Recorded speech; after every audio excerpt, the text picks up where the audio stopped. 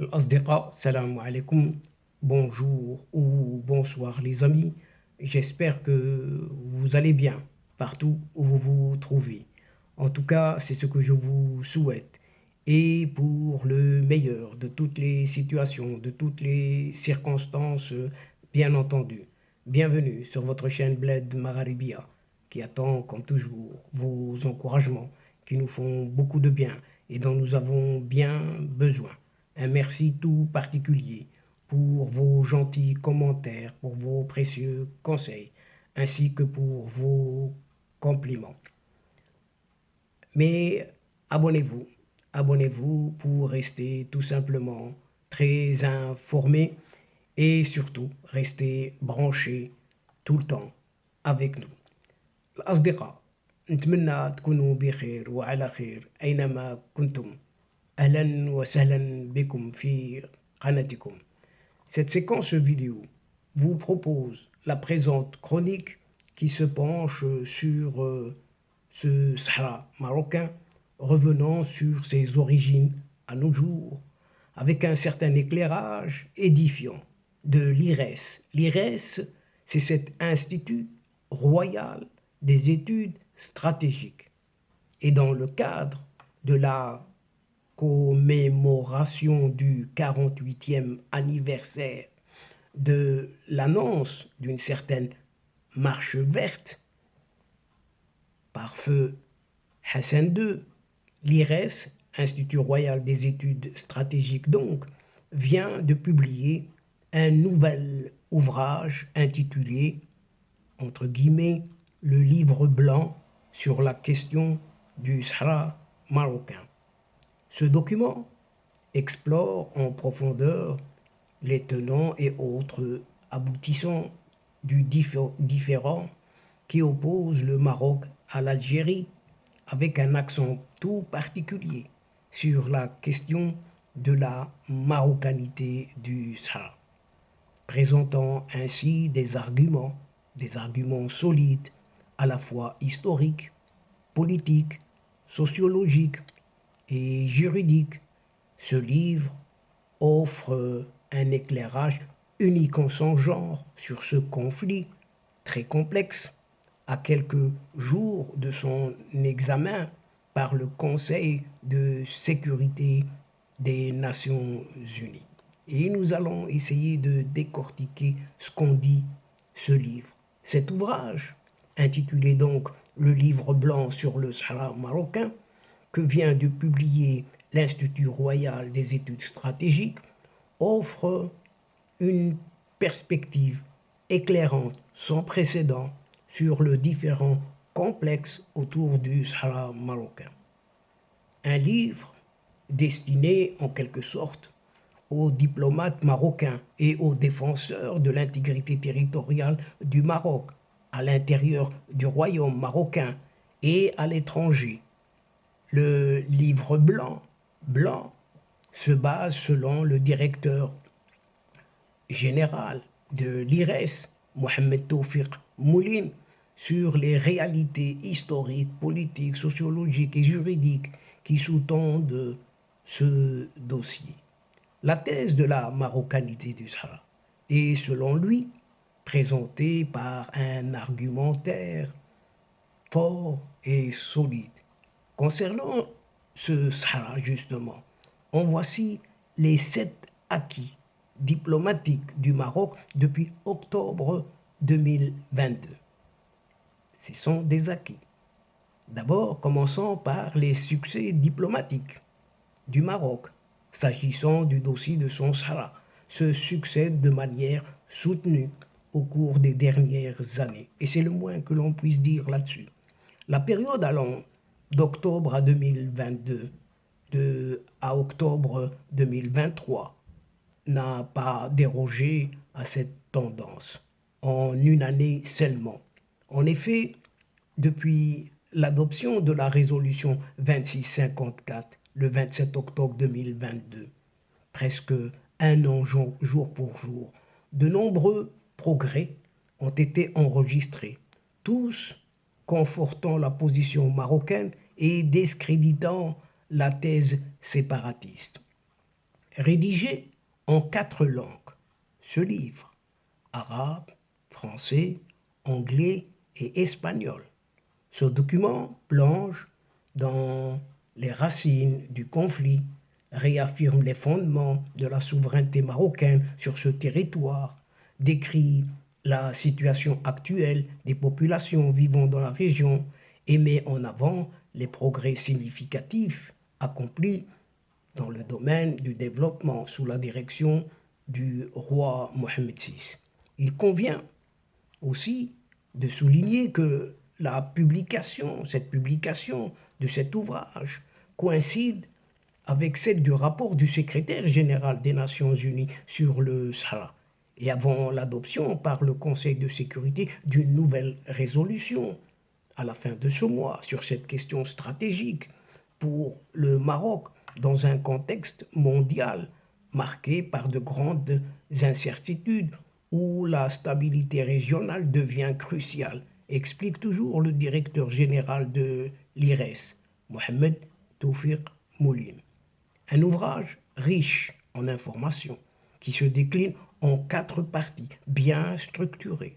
La première, le démantèlement colonial de l'Empire au XIXe et XXe siècle, révèle que cet empire disposait de frontières internationalement reconnues lors de sa colonisation.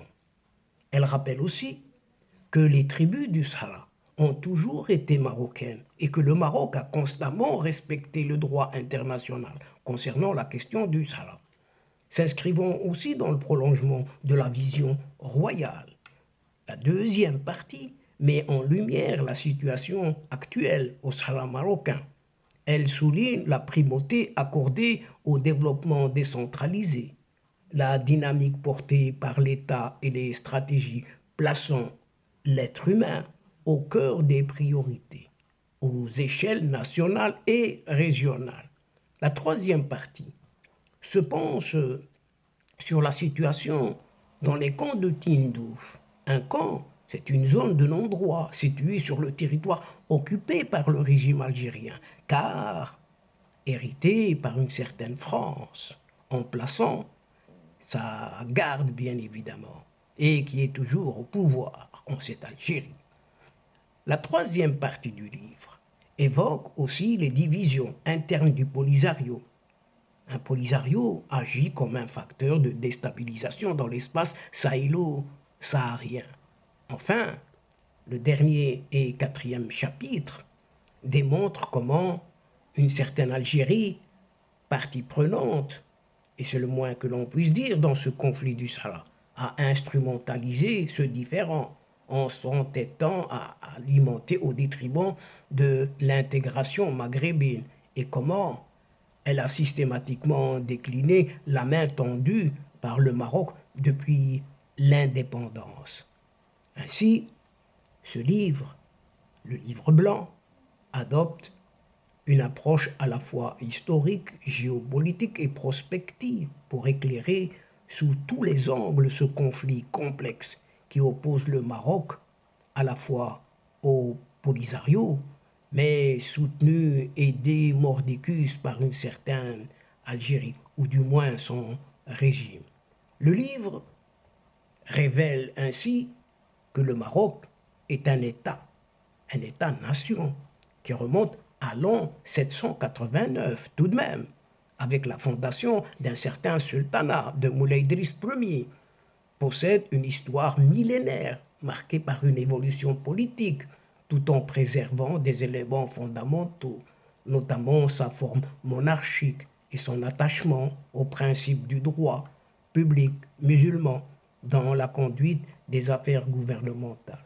Et au fil des siècles, est-il expliqué encore dans cet ouvrage, avec des illustrations et des documents à l'appui. La région du Sahara a joué un rôle crucial dans le développement de la nation. Et dès le XIe siècle, la dynastie almohade, originaire du Sahara, a établi le Sahara comme un pivot essentiel de l'État marocain, devenant un carrefour économique vital entre la Méditerranée et l'Afrique subsaharienne, favorisant ainsi des échanges culturels et commerciaux florissants. La souveraineté du Maroc était traditionnellement ancrée dans ce qu'on appelle la Beya, l'allégeance, le serment d'allégeance au sultan, plutôt que par des frontières géographiques rigides.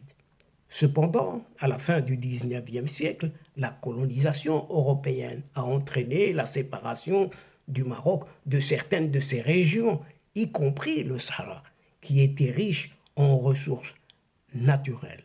Le Sahara a été détaché du Maroc malgré les revendications de sa population en faveur de la marocanité, démontrent ces rédacteurs de ce livre blanc. Le rapport souligne que depuis la fin du protectorat français en 1956, le Maroc n'a eu de cesse de revendiquer la décolonisation de son territoire, y compris le Sahara, réclamant le territoire situé entre Tarfaya au nord et le Cap Blanc au sud, couvrant une superficie de quelque chose comme 266 000 km². Et en 1975, l'Espagne a rétrocédé le Sahara au Maroc suite à la Marche verte, une manifestation pacifique de quelques 350 000 citoyens marocains. Cependant, le conflit du Sahara demeure un défi complexe. Il oppose le Maroc non seulement au mouvement séparatiste armé, le Polisario, mais également et de manière très significative à une certaine Algérie qui soutient mordicus activement par tous les moyens ce Polisario à travers divers moyens économiques, financiers, matériels militaires, armement, tout ce qui s'ensuit, qu'il s'agisse d'aide militaire, donc diplomatique, financière ou médiatique, etc., etc., dans tous les domaines. Un argent fou dépensé. Cette situation a conduit à l'intervention des Nations Unies dans l'espoir de parvenir peut-être à une résolution pacifique. Et selon le rapport, il est impératif de reconnaître que ce conflit artificiel créé de toutes pièces par cette Algérie perturbe justement les relations entre le Maroc et ce régime algérien, entravant la construction d'une certaine unité maghrébine, comme on dit, et en vain, vraiment en vain. De plus, il a des répercussions négatives sur les relations bilatérales des deux pays, Maroc-Algérie, avec d'autres États, organisations régionales et internationales, y compris l'Union africaine, la communauté économique des États d'Afrique de l'Ouest et les Nations unies. Ce rapport souligne également que le maintien d'une milice armée dans la région, associée à des groupes criminels et terroristes, pourrait aggraver davantage encore l'instabilité dans la région sahélo-saharienne, menaçant par là ainsi la stabilité du Maghreb, Maghreb incrusté dans une Afrique de l'Europe et du reste du monde. La main tendue par le roi Mohammed VI devrait être saisie pour ouvrir la voie à une paix durable et à la prospérité partagée. Mais en conclusion de ce livre, on est loin du compte, puisque ce livre met en lumière la nécessité de trouver coûte que coûte une solution pacifique à ce conflit dans l'intérêt de tous. Le Maroc appelle à la réconciliation avec cette Algérie et à la paix en rétablissant sa souveraineté sur le Sahara. Le Maroc aspire à favoriser le développement de la région, ce qui serait bénéfique non seulement pour les deux pays, mais aussi pour l'ensemble de l'Afrique, et pourquoi pas de l'Afrique de l'Ouest. Et donc, chers amis, c'est ici, nous sommes arrivés à la fin de cette séquence. Et en vous disant à une prochaine fois, Inch'Allah, en vous retrouvant comme d'habitude avec plaisir. Mais n'oubliez pas de vous abonner, de faire abonner vos proches, vos connaissances, vos amis et pourquoi pas les membres de votre famille, tout simplement pour recevoir les toutes dernières infos de votre chaîne. Sans oublier de vous remercier pour votre suivi, votre fidélité. Mais n'oubliez pas de partager partout où vous êtes. La chaîne a énormément besoin de vous. الأصدقاء وصلنا إلى نهاية هذه الحلقة وقبل موعد آخر للمرة القادمة إن شاء الله لا تنسوا الاشتراك لتصلكم الفيديوهات أخرى ونشكركم كثير الشكر على مشاركتكم للمتابعة. L'instant est juste arrivé pour vous dire au revoir les amis et à la prochaine fois Inch'Allah الأصدقاء. السلام عليكم ورحمة الله وبركاته. مع السلامة.